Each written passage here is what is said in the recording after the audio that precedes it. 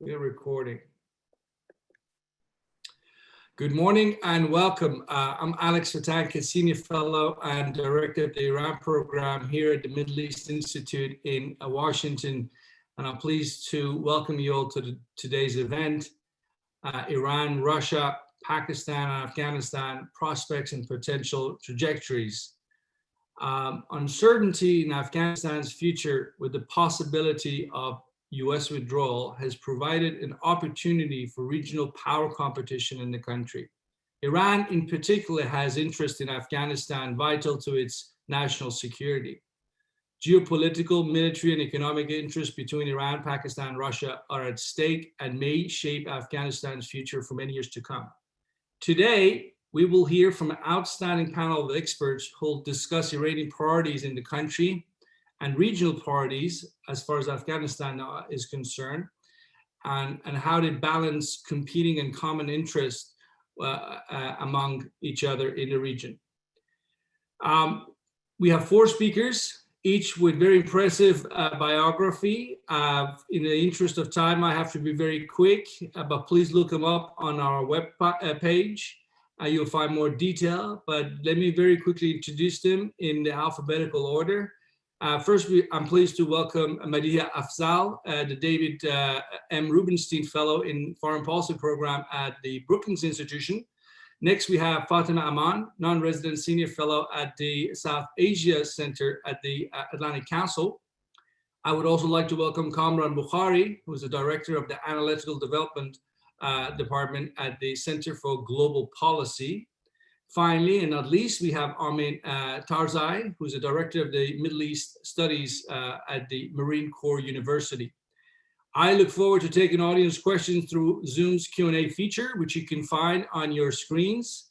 For those calling in by phone or watching our panel on the live stream, you can ask a question on Twitter with hashtag MEI events or email events@mei.edu. If you have a technical issue, please email events@mei.edu. Feel free to ask a question at any time throughout the panel. I'll be looking at your questions throughout and we'll factor in as many as possible into the discussion. With that, let us begin. And I had intended, I'm not sure if Fateh Aman is back. You're back. Can you hear me okay? If you could unmute yourself, please. Can you hear? I can't hear you. You can hear me now, right? I can hear you now. Perfect, perfect. Fatih, you know, I wanted you to sort of set the stage in terms of Iranian policies and priorities as far as Afghanistan is concerned. But let me start off by saying this, and I'll be very brief in the interest of time, but the Department or Defense Intelligence Agency, I should say, recently released a report. From what I could tell, the report basically says Iran wants it both ways. Iran wants a strong central government in Kabul, and yet Iran is also supporting the Taliban. In your view, what are the sort of key basic objectives of the Iranians in Afghanistan right now with the Taliban and the United States engaged in peace talks? What would you say are the key core objectives from Tehran's perspective? You know, Iran's objectives throughout the years have changed in regard to Afghanistan, but there are certain things that have never changed, which is, you know, a broad presence and influence in Afghanistan, and having a, you know, having secure eastern border. That is the main, that has always been the main objective of Iran. There are also, you know, other important things like water dispute that I assume is going to be much easier this year because of enough rainfall, but it's going to be, it has been worsening in recent years, and it's really very important for Iran. The other thing, trafficking obviously is very important, as you know, addiction is Iran's #1 social challenge right now. But the security of the borders is of such an importance to Iran that they are now planning to completely leave the security of the eastern Iran-Afghanistan border to IRGC. You know, in the past, there were also, still currently, cross-border of hundreds of thousands of people is still possible between Iran and Afghanistan. But they are now with the US forces leaving Afghanistan, and the fact that they don't know what will happen or what changes will Taliban bring to Afghanistan. They are now putting, you know,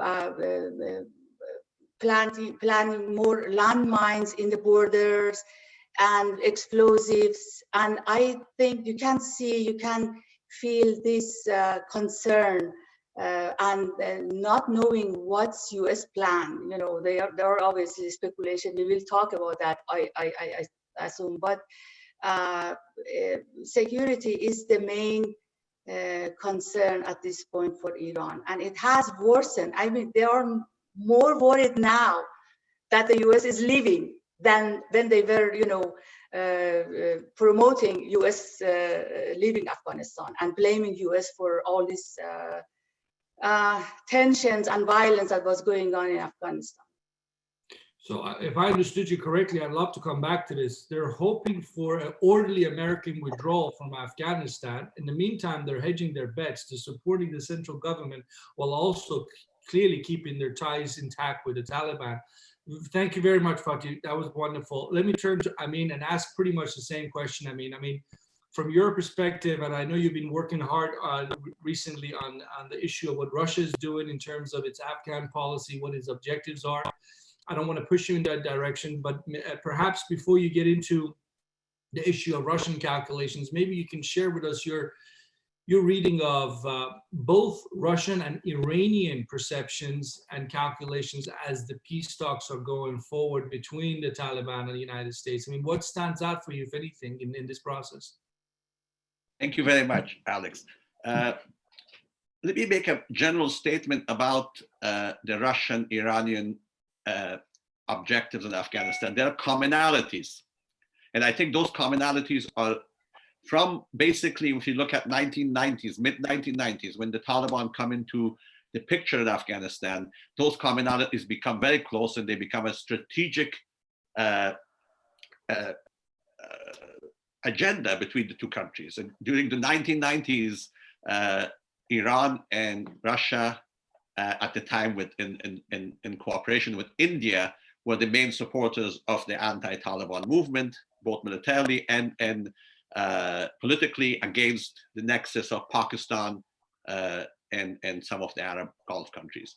That shifts in 2001. The commonalities are still there. Russia, though, helps much more into the NATO-US effort with intelligence and with logistics, whereas Iran offers in the very early days, as we all know, to support, but Iran does not help. And here there's a divergence that's important to see, that while Russia tries to make sure that, for Russia it was very important that Afghanistan's war is done by the Westerners, and that the radical Islam that was happening in Afghanistan does not seep into neither the Central Asian republics nor the Russia's homeland. Iran also wants the same thing, but Iran plays a much more dangerous game. It harbors some of Al-Qaeda members. And Iran has had, while they were anti-Taliban, they start a very, very early association with members of the Taliban in order to make sure that they inflict pain on NATO, specifically US forces in Afghanistan. That nexus starts. Let's not forget that both General Qasem Soleimani was very much active in Afghanistan. That's where he earns his stripes, if you would. And his replacement, General Qaani, is very close to the Afghan side. So that relationship is there. Now, the commonalities also, we heard about narcotics from Fatih. That is a commonality on both sides. They both have issues with the narcotics. There are other different, now the divergences. I think they both want an orderly withdrawal. They both want to have a seat at the table. The Russians have had a strategy to make sure that the negotiations with the Taliban are not done without their involvement. That's why the Moscow platform started. And those were, in a way, radical, because they started inviting the Taliban, literally putting a red carpet for them but eventually they brought the other Afghans into the fore. So they want to have a say in the seat. They do not want a disorderly withdrawal, in my view, the Russians. Neither do the Iranians, but the Iranians see the NATO presence more of a threat than the Russians. The Russians want eventually NATO and US out of there, and Russian influence expanded. And this is where the divergence happens. I think once the withdrawal happens and the US NATO troops as a whole leave, I think you see more divergences between Russian position and Iranian position than you see today. I think you're going to almost see something similar, not in exact events, but in political realm and the strategic realm with what's happening in Syria. There are divergences that are going to start happening, and those have to do with spheres of influence. Again, you heard from the previous speaker, Iran always looks at Afghanistan as an extension of its sphere of influence. Russia does not want that. While Russia has strategic interests with Iran, Russia is opposed to the Iranian version of governance, its versions of what Iran wants to happen, especially with the Central Asians. So that's when I think the divergences will happen. I'll leave it at this, but if you want more specifics, but there are commonalities today, divergences as it comes. There's one other thing that I want to point, and I'll leave, is that's the issue of hydrocarbons. There, I think the divergences are also important.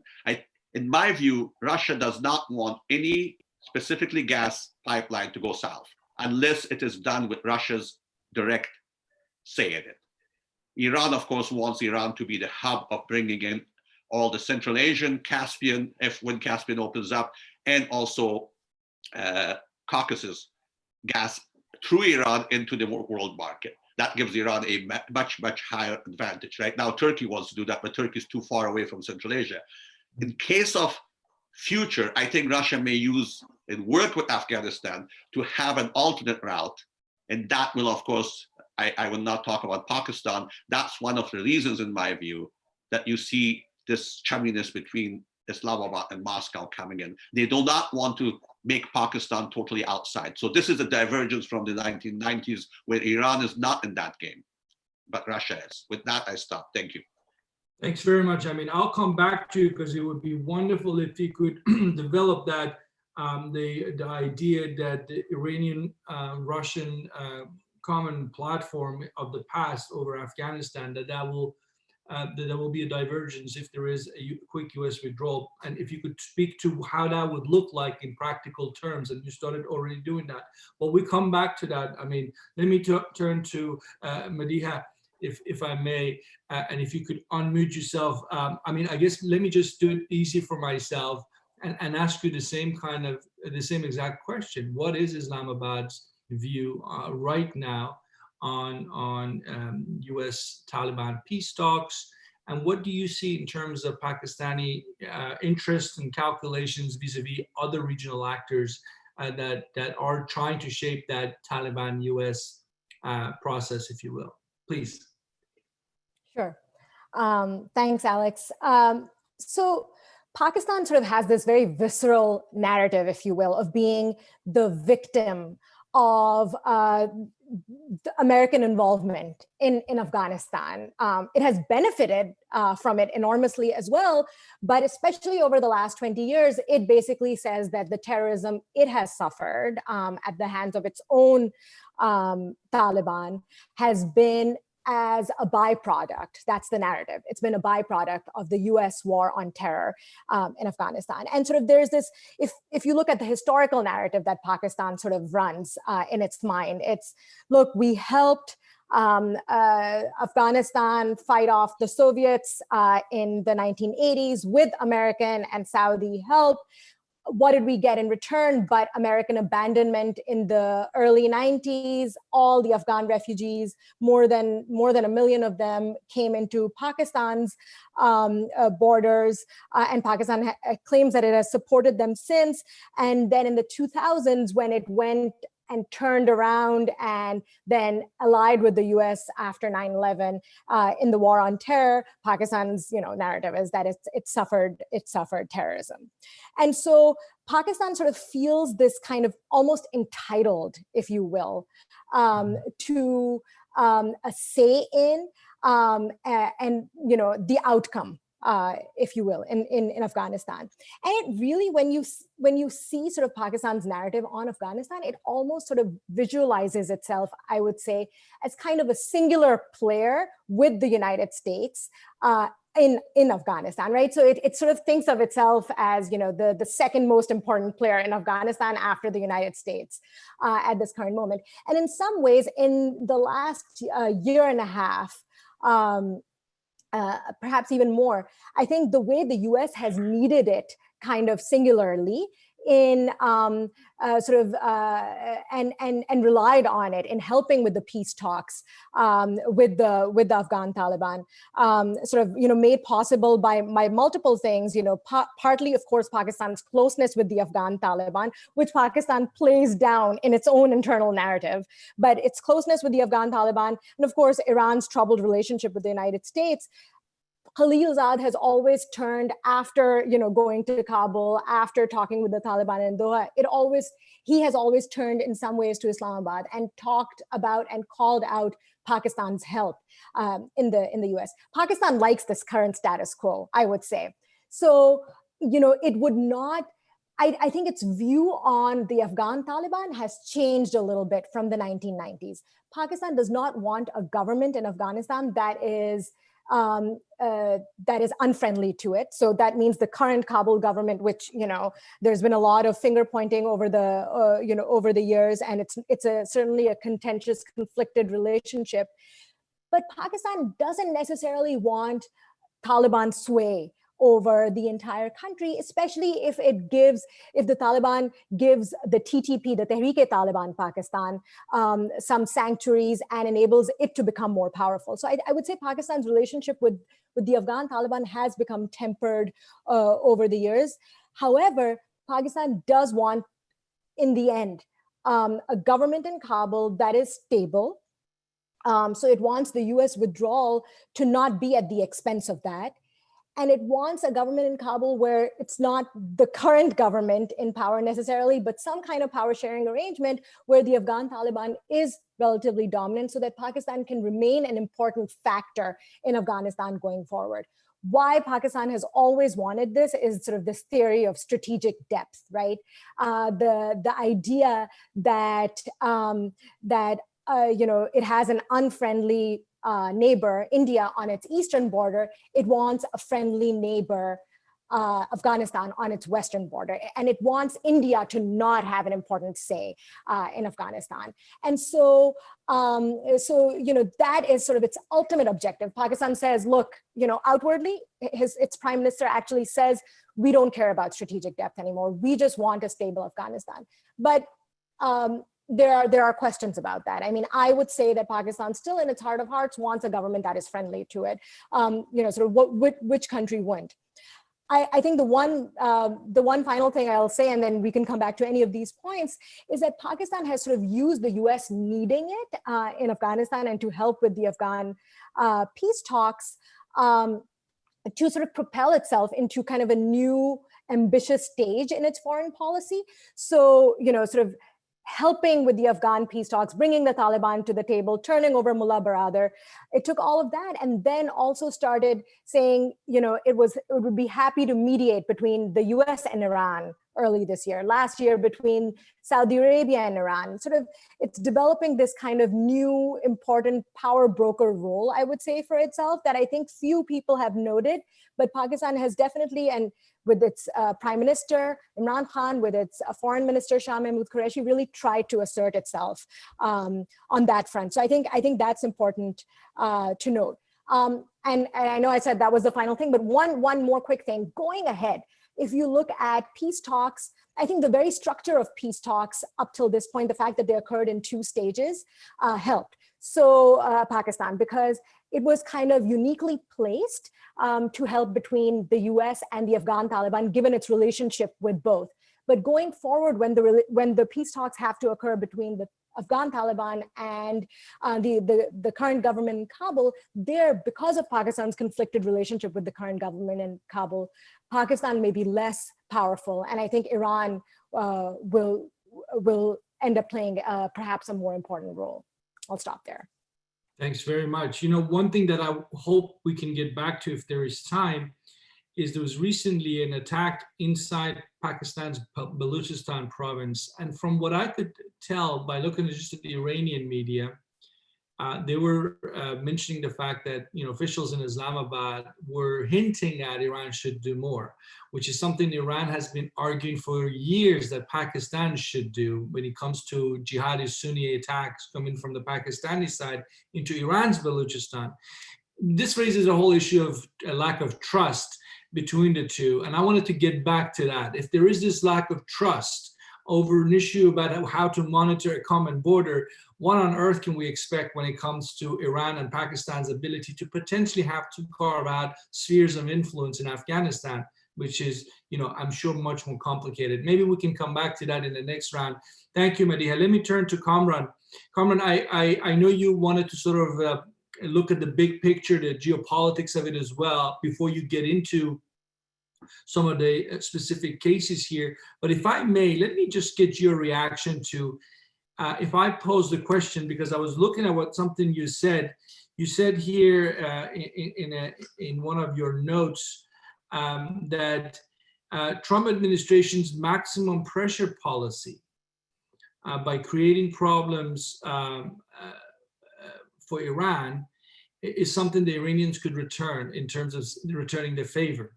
So the question I have for you is, how can Iran, in your view, and you can get to it in whichever way you want, but if Iran wanted to be the spoiler in these peace talks right now between the Afghans and between the Taliban and Americans, what could, in your mind, be done by the Iranians, if anything? But as I said, you go ahead and give us your take on everything you've heard so far first. Thanks, Alex. I'll jump into your question and then maybe circle around the other way. Wow. If you look at Iran, Afghanistan is the backyard. As far as if you look at it from a geopolitical point of view, Afghanistan is Iran's backyard, historically speaking. Iran has always wanted to sort of be front-facing, looking at the front yard, which is the Arab majority world and that region.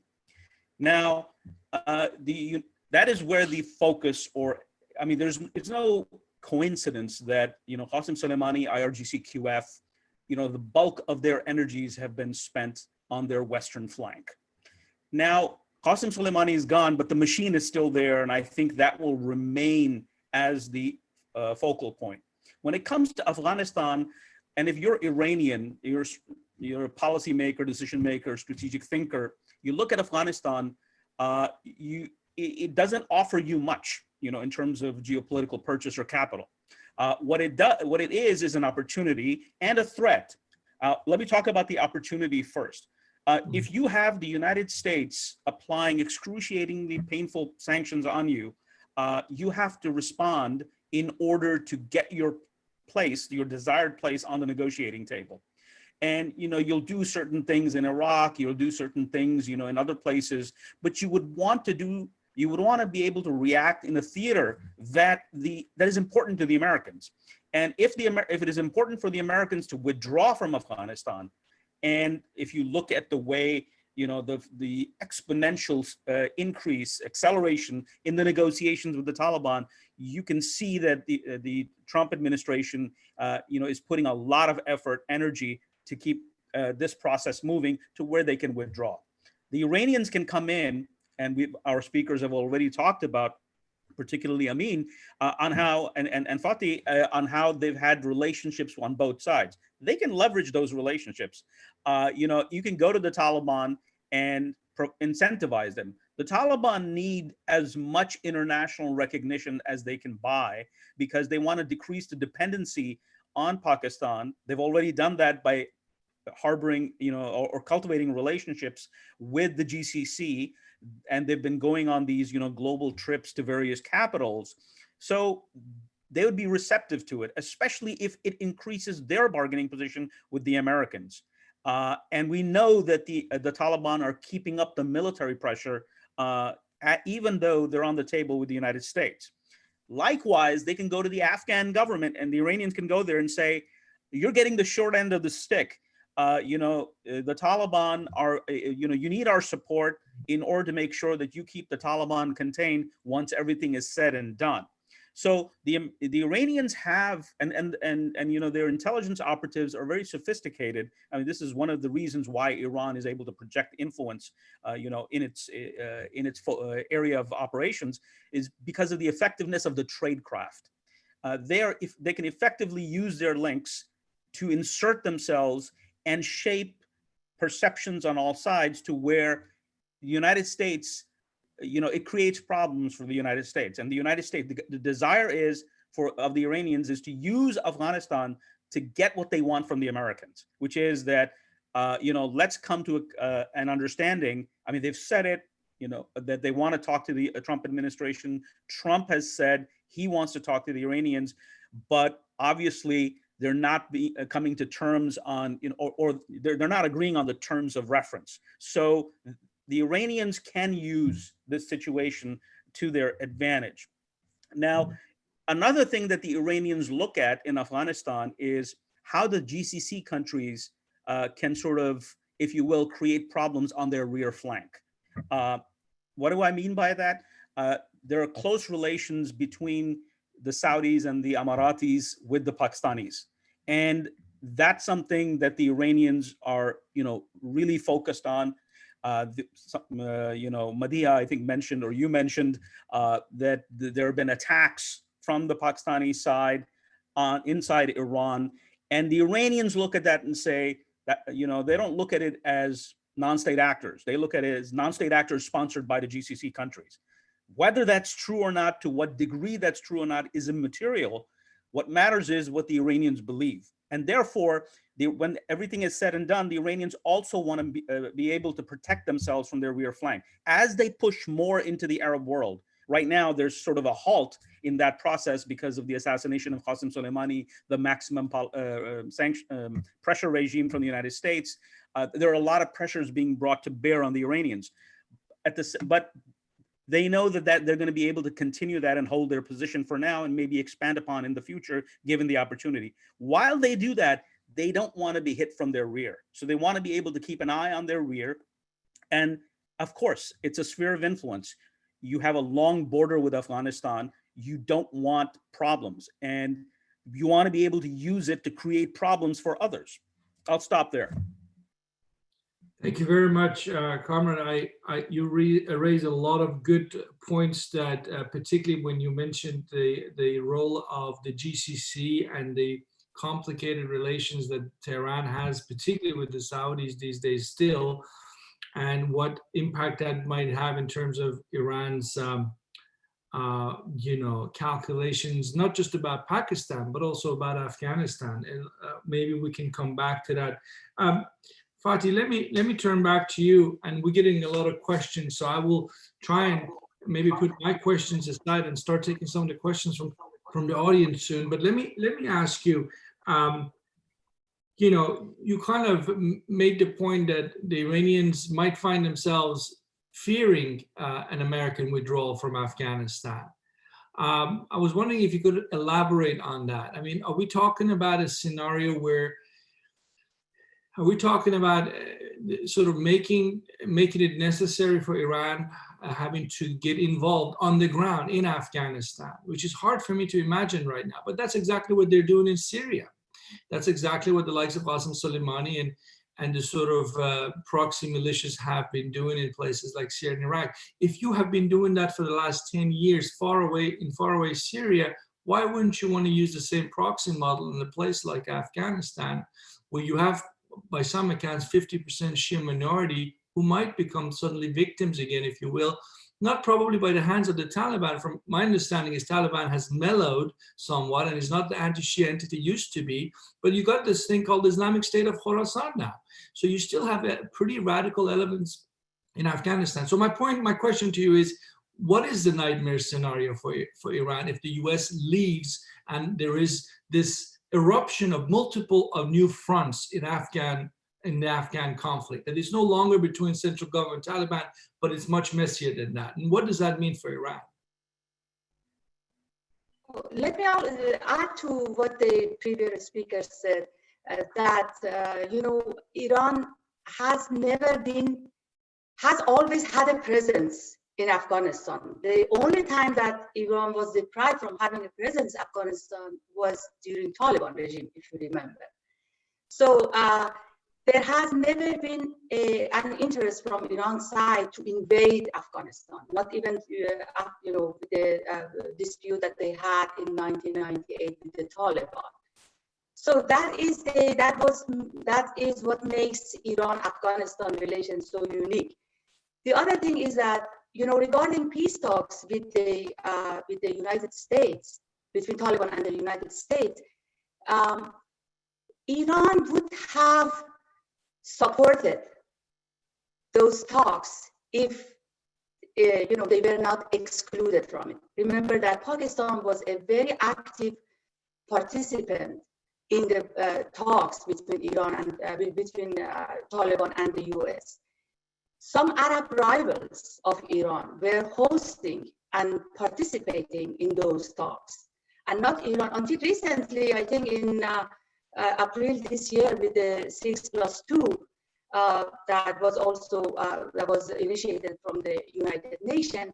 I think if the talks with the Taliban included Iran, some participation of Iran would have really cooperated, because they care a lot about what will happen after the US troops leave, the US forces completely leave Afghanistan. And that's another reason they, as Amin also mentioned, that they really want the presence of Russia and China. But nightmare scenario for Iran is a more power of Taliban, and a vacuum that would be created after the foreign forces leave.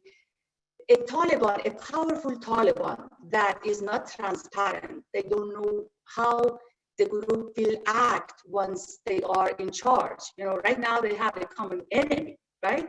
But when the US leaves, so they have no idea. They think of the different factions, some more close to kingdom, some more close to Al-Qaeda, and the faction also close to Iran, obviously, having more understanding with Iran. But so they are really worried about what's coming into power. And they also, just to mention that they have actively participated in the peace and the talks between President Ghani and Abdullah. They have helped a lot to bring the sides together. So, but their main concern is what will happen when there is no US and this vacuum, and how the Taliban will play. That they are not sure of that. Thanks, Fatih. Wonderful. I promised to ask you about potentially ways Iran and Russia could diverge over the question of Afghanistan. But let me just quickly link it to something I said earlier. And I'm speculating, we all are in a way when we are looking ahead. But Iran has already used and launched the idea of the proxy model, which means militias, local militias, under Iranian command, who operate and sort of advance Iranian interest in the region. We have seen that in places like Syria. In the case of Afghanistan, you already have a fully fledged Fatimiyun brigade of whatever it is, 10,000, 15,000 Afghans. Why couldn't Tehran bring him from Syria, bring him to Afghanistan, and turn him into, if you will, a proxy, but operating on Afghan soil this time? Is that the kind of situation you could see turning the Russians off? Because not only the Russians, the Chinese, which we shouldn't forget, are a bordering state to Afghanistan. So could you see the Russians, the Chinese, saying to the Iranians, or at least having that red line, that trying to make Afghanistan into the mirror image of the Islamic Republic of Iran is not something they would accept? Is that the type of thing you had in mind? Absolutely. I think you covered it very well on that. They do not, and the modus operandi of Iran and Syria is not what Russia wants in Afghanistan or elsewhere. They do not want, again, you look at Iran and Russia, they both have this idea of an influence, whether, and I agree with Kamran, backyard or front yard, they look at Afghanistan almost, culturally, it is the front yard. I mean, the Iranian culture, part of the center is what's, in Afghanistan, if you look at that. And linguistically and all that, it becomes important. Russia does not want that, specifically with this system that they saw what happened in Syria. There's one other thing that I want to mention and then maybe leave it for others to ask questions. And this is ironic given the fact that Russia was in Afghanistan for 10 years. It was an incredibly brutal period. But you see now Afghan politicians in the highest levels, at least one just went and paid homage at the tomb of Najibullah, the last president of the communist government who was killed by the Taliban. While I agree with Fatih on Iran's intelligence in their way, and I always have been saying, you've heard me say that Iran has a chip on every number in Afghanistan if you look at it as a roulette table. Today, Iran's image in Afghanistan is lowest of any neighbor. And this is very important. And this includes the Shias. Not only the leadership, with the Fatimians, with what is happening with the refugees, with what's happening, not just this issue of drownings, it's just been ongoing and ongoing. Even more than Pakistan. I would have said about 2 years ago that Pakistan had the lowest capita in the Afghan popular thing. That's even more because the Pakistanis have treated the Afghan refugees much, much better. And that is not forgotten. Whereas what you see from Iran coming out, I think Iran going into Afghanistan and what you said as a proxy. Yes, they have the Fatimian there. Some of them are forced, some of them do it because of better lives. But the reception of an Iranian, especially military unit, whether it's proxy or most likely it will be proxy, I think will be seen. And I think Iran knows that because they have good intelligence. It's going to have a backlash, not only in Afghanistan, but with a million of Iranians, because there's a lot of tension. I would say that people to people, or if you look soft power, Iran has lost a lot of ground. And I would say, ironically, of the countries that have the highest, India is number one, there's no question. Among Afghans, India has the best, but India has lost in this whole game. By staying away from the Taliban, they have lost. They may come back, but not. Turkey used to be there. Right now, Russia has actually an incredible asset in Afghanistan. Russia, by all sides, is actually favored over any other neighbor. Russia is not a direct neighbor, but they see Russia with not having a politically and in the social levels. They don't see Russia as having an interest of taking part of Afghanistan. There's no border disputes. There's no water issues. There's no Duran line.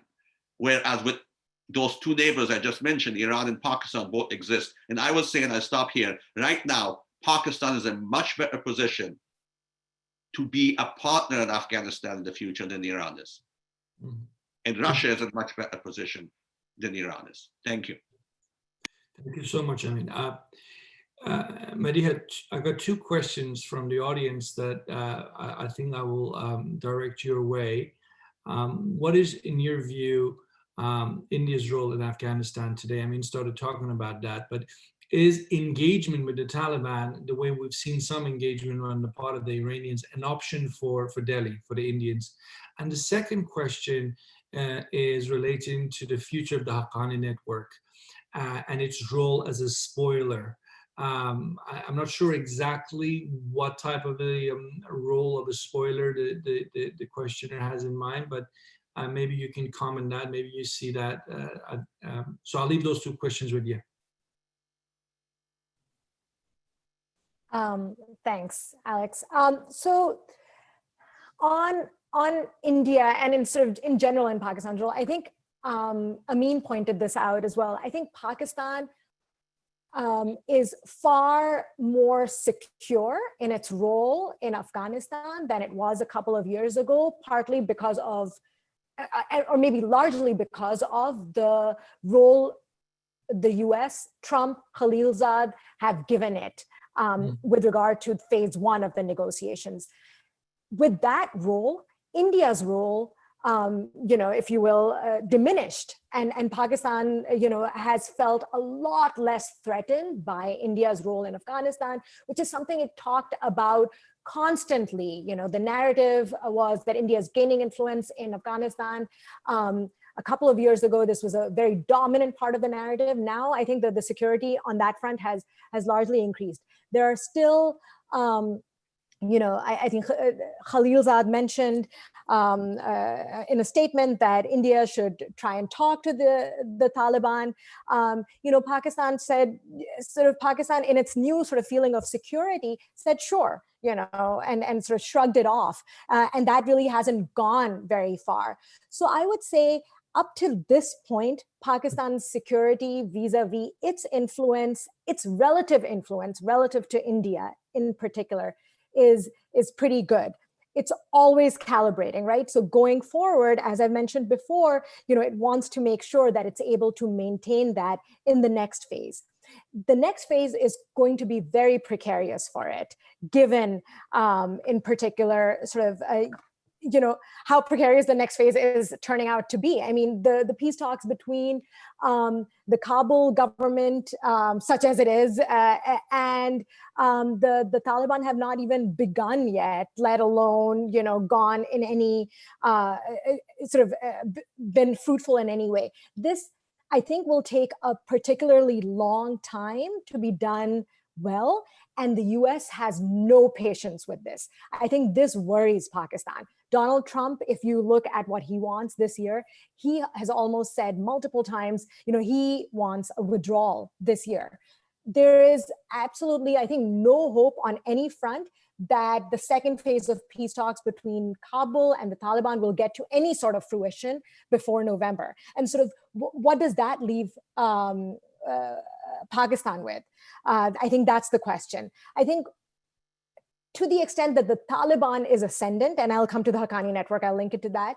To the extent that the Taliban is ascendant, even a rapid American withdrawal, something that Pakistan will not like, given its sort of narrative of the 1990s and American abandonment and sort of leaving the region. But even a rapid American withdrawal with the Taliban ascendant will be something that Pakistan could possibly be okay with. It seems secure in that. I would say with the Haqqanis, how can they act as a spoiler? They can act as a spoiler a spoiler in Afghanistan at this point is somebody who gives Al-Qaeda, ISIS sanctuary to attack other countries in particular, right? This is the real crux of the peace deal signed between the US and the Taliban on February 29th, that there is no sanctuary for other terrorist groups that can possibly attack the West and the United States. Allowing the Haqqanis to do that makes the Haqqanis a spoiler. Pakistan, the incentives are for Pakistan, the way, Pakistan is reliant on the US right now. I think the incentives are for Pakistan to not allow the Haqqanis to do that. There are multiple ways. I think the US is imposing sort of this sort of carrot and stick kind of method, especially with this financial action task force listing, and Pakistan was gray listed on the financial action task force listing. Pakistan does not want to be gray listed anymore. It does not want to be blacklisted in particular. If Pakistan allows the Haqqanis to attack the US or other targets, there's a chance that Pakistan could be blacklisted. That's something it doesn't want. That is kind of the lever that the US has on Pakistan. And in general, I think Pakistan wants to be seen as a country that has moved away from a relationship with terrorism that sort of colored its reputation over the last decade and a half. It wants to move beyond that. So to the extent that it can, while still maintaining its sort of hedging, while still maintaining its strategic bet on the Taliban, it will do so. Thank you so much. Carmen, let me turn to you. We have a lot of questions about what's in it for India to be in Afghanistan, and I would love to hear your thoughts in terms of what India's strategic ambitions are today and how they have changed over the last few decades. And I think the issue of strategic depth has been looked at from Pakistani side in this panel, but maybe we can look at it from the Indian side. But I also wanted to bring Iran into it. Back in the 1990s, when Iran was one of the dominant players in Afghanistan, they relied on a partnership in two other countries. I mean, they obviously were on the ground. They supported the Northern Alliance. People like Qasem Soleimani were sort of on relatively good terms with the likes of Shah Massoud and so on. So what has changed, though, is that India no longer has that close relationship with Iran on a strategic level. Certainly, you don't see that in the bilateral relations. So why would we expect India and Iran to see eye to eye in Afghanistan, which builds on what Amin said, that the Russians have reservations of their own in terms of what Iran wants. So where does that leave Iran? I know I'm asking you two tough questions, but maybe start with the first one, the India one. What is their end goal? You can unmute yourself, Kamran. Can you hear me now? Yeah, yep. Okay. So without a border, India cannot directly influence Afghanistan. And so Pakistan is blocking it. And that sort of defines the Indian strategic view of Afghanistan. It's too far. There is no direct contact. But Pakistan has used Afghanistan to gain leverage with India. In 1990, when or 89, just as the Soviet troops withdrew, that same year, an indigenous insurgency broke out in the Indian-administered Kashmir. And while the Pakistanis were largely caught off guard because they were so focused on Afghanistan and making sure that after the investments that they had put in over the 1980s decade, they could be consolidated with the withdrawal of Soviet troops. But then, there was also tradecraft that they had developed in terms of, supporting proxies, intelligence operations, and they shifted that entire tradecraft to supporting groups, Islamist militant groups in Indian Kashmir. That sort of essentially established the current, if you will, strategic outlook of India, that if Pakistan is secure on its western flank with Afghanistan and actually has that strategic depth, then Pakistan can create problems for India. And the post 9/11 entire sort of strategy of India was to deny Pakistan that space, and forging relationships with the people who formed the post-Taliban government through the bond process in 2002 was a main way of doing that, putting in investments. In fact, there was a road that was constructed by the Indian, the Corps of Engineers of the Indian Army that connected the Garland Highway, the highway in Afghanistan that connects the 5 major cities, with a road that then connects to Afghanistan. This is in western part of Afghanistan. It was called, the road connected 2 towns, Zaranj and Delaram. And the idea was that there should be another route, land route through Iran into Afghanistan. Obviously, that depends upon the sanctions regime and the future of it on Iran. You can't do business with Iran if you're India, if the United States has sanctions on Iran. So the Indians have been constrained, but they've tried. They've leveraged their relationship with key personalities in the anti-Taliban camp, many of whom went to school in India, were even refugees, and their families and extended families were refugees in India in the 80s as opposed to Pakistan. And these were mostly sort of the non-Pashtun factions. So that's been India's strategy. And now, as Madhia put it, that with Pakistan, basically resurging in terms of its strategic value in this entire equation, the Indians are looking at this and saying, their efforts over the past so many years are basically going to go to waste, or they're going to be cut down to size, their influence, and they don't really understand right now how to deal with this.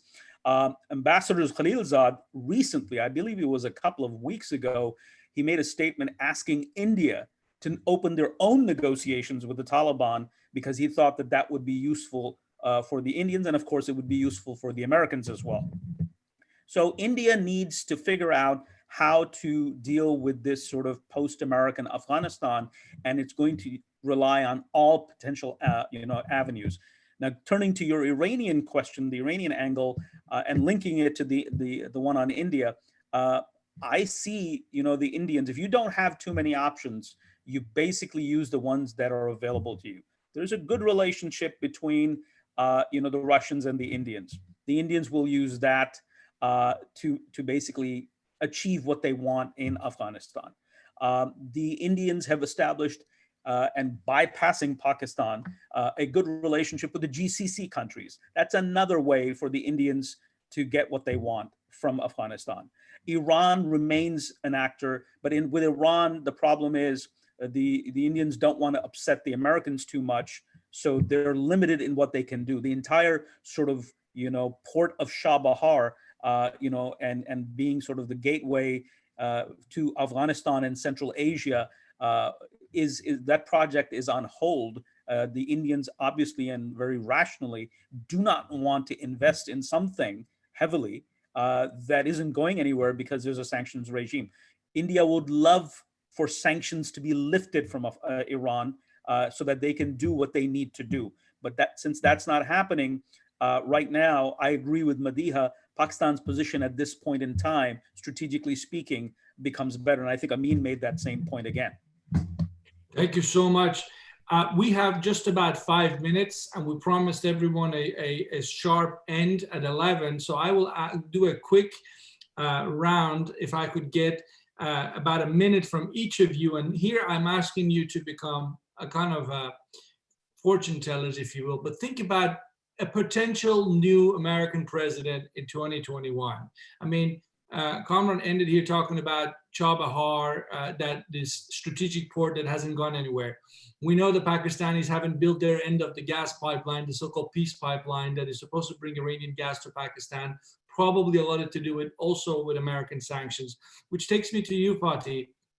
Do you get us any sense, because I don't, do you get any sense that, the Iranians are looking at creative ways to sell themselves as a potential, even if a limited tactical partner for the United States in Afghanistan? Because they don't really have many other options out there. The Russians, the Chinese, the Indians, the Pakistanis, they're all doing just fine without Iran. So think about a potential President Biden, and not that we are, supporting this candidate or that, but are the Iranians thinking post-Trump, what can they do? And I will ask something similar from everyone else in terms of what a U.S. election result might mean for this part of the world. Go ahead, Fatih. Yeah, a lot of things that a lot of Iran's behavior has nothing to do with this administration. A big chunk of it, at least. It's been going on even with the previous administration, with Obama administration, with Bush administration. But Iran has shown in, several important occasions that it can really be very helpful. Unfortunately, what Iranian thought were doing, what they did in Afghanistan, partly has backlash. It has brought the country to the edge of, religious war right now, if you want. And they can help. I think a new administration that is lifting sanctions would, welcome Iran to the table, would involve Iran, would get Iran more active in the negotiation. And I think they would help, because they have done that in the past. They have, who thought during Iran-Iraq war, and not Iran-Iraq occupation, also with the Bonn conference, bringing all these warlords to the meeting. I mean, they have done in the past, and they have the capability of doing that. But, you can't have both ways. You can have both sanctions, maximum pressure, and expecting for Iran to have a constructive role elsewhere. Great. Thank you, Fatih. Last words, anything you'd like to add? You got to unmute yourself as well. Amin? Yes, please. quickly on the issue of, well, just one thing on that issue of Chabahar. There were no sanctions on Chabahar. Actually, I have published on it. The US looked the other way on it. I think the issue is, as Kamran said, it was more about the political will, both in Delhi and also the issues of transportation. So there was always this effort to make sure that perhaps Iran play a balancing role vis-a-vis Pakistan. Thus, the request by, to have India involved more to balance out this issue that Pakistan now has much more leverage, which it has. Again, after all, most of the Taliban live on Pakistani soil. Their families are there, and that gives Pakistan a lot more power. The future, I think, what we have to look about, whether the political changes happen, new people come in power, I think you have to look at the big strategic picture. In my personal view, Iran and Afghanistan have, while they have a lot in common, language, history, culture, there's also this whole idea, what Kamran said, backyard, also this idea of Iran looking at Afghanistan as a lesser government, a lesser country. Culturally, until that is bridged, I think Pakistan, with certain changes, will have a better say in Afghanistan, and you see that as a more cohesive thing. The border issue is one thing that has to be resolved, which is, I think, is absolutely irrational on part of Kabul. That's my own personal views. But once that's done, I think you see more of a corridor of Russia, Central Asia, Pakistan down. This is an idea that was created in the 1990s as well.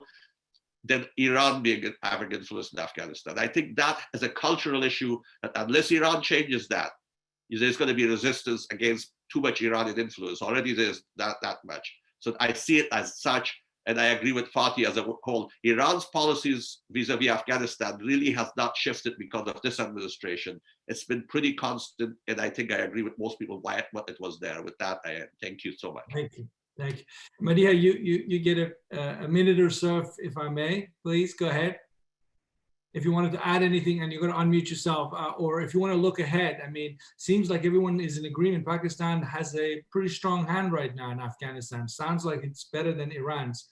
But have you heard anything from, say, the Biden campaign, or that might give you reason to think there might be a shift in U.S. policy that might also make the Pakistanis recalibrate? Yes, so I think, looking ahead, my sense is regardless of which administration we have, whether we have a Trump round two, term two, or a Biden administration, the US will want out of Afghanistan. The question is how. So I think a precipitous American withdrawal would actually mean something this year. I think the Pentagon, there's all this reporting, and Trump has said as much, that he wants American withdrawal to happen faster than, even agreed upon in the peace deal. The Pentagon is drawing up alternative plans saying, look, we possibly want something to last longer. If we can get past November, I think a Trump term two and a Biden term would look almost the same in terms of how an American withdrawal will happen. Trump may care less about intra-Afghan negotiations. I think Biden will possibly care more about intra-Afghan negotiations. Intra-Afghan negotiations going well is, of course, in the interest of both Iran, and Pakistan and the whole region, right? So something that is a stable Afghanistan at the end. So in some sense, that's a joint objective. Whether or not they want a Taliban being ascendant, that is where I think the interests diverge. But I would say the interests diverge a lot less, and many people have touched upon this in our panel, so I won't belabor the point. The interests between Iran and Pakistan diverge less than they did in the 90s in terms of the Taliban, right? And their power in Afghanistan, given how things have played out, given the ISIS emerging as another threat, and so on. Very quickly, last point, Alex, I think you mentioned the recent killing of several Pakistani soldiers by the recent tussle between Iran and Afghanistan, Iran and Pakistan, on the border. Quickly on that, these are fissures. There has always been cross-border tension, one pointing fingers at the other. These are fissures that have existed throughout their history, but this, what's important to note is that Pakistan is trying its very best to sort of paper over those fissures and to maintain a positive relationship with Iran. I think, Imran Khan visited, Shah Mahmood Qureshi visited all in the last year. Pakistan has tried to ask the Trump administration to lift sanctions. So Pakistan is going to try to maintain a positive relationship with Iran, even when it comes to Afghanistan. Thank you so much. Kamran, you get the last word, and just about a minute, if you could, please. What are the big takeaways from your perspective, from what we've heard today and what you've been thinking of? So I agree with Madiha that the United States wants out. Now, the question is how? I think that the United States can call it a bargain if, and this is clear from the document that they signed with the Taliban, that if the Taliban are able to police the country. The problem with the Afghan government after 18 years is a simple point, that it has not been able to secure the area in the sense that there are no sort of transcontinental attacks. Entities like ISIS and even Taliban, Al-Qaeda don't use that country as a springboard. So the United States has shifted from relying solely on the Afghan government to basically relying on the Taliban. And the way to do that is to bring them into the government. The United States understands that bringing into the government is going to take time. But in the meantime, if the Taliban are able to keep things in shape, keep a check on Al-Qaeda, keep a check on ISIS, and maintain some semblance of a method to the madness, I think the United States can call that a bargain. The problem will be for Iran and Pakistan, and I think Madiha touched on this.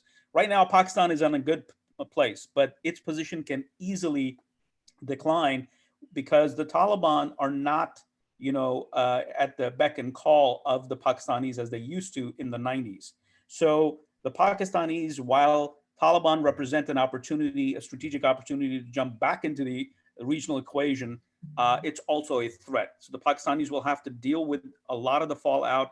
The Iranians will be dealing with this, but bear in mind that the Iranians will deal with this in the light of their overall, strategic imperatives that have to do with the Arab world, that have to do with bilateral relations with the United States. So I think I'll leave it right there. Right. Well, thank you so much. This has been such a rich discussion. I certainly learned a lot. I'd like to thank our 4 speakers for taking the time this morning to join us for this 1 hour and a few minutes over webinar. And thank you to all the audience that joined us today and send their wonderful questions. I thank you again. I hope we will see you for another panel, and I hope folks out there will come back and watch more webinars by the Middle East Institute. Have a great day, and thanks again.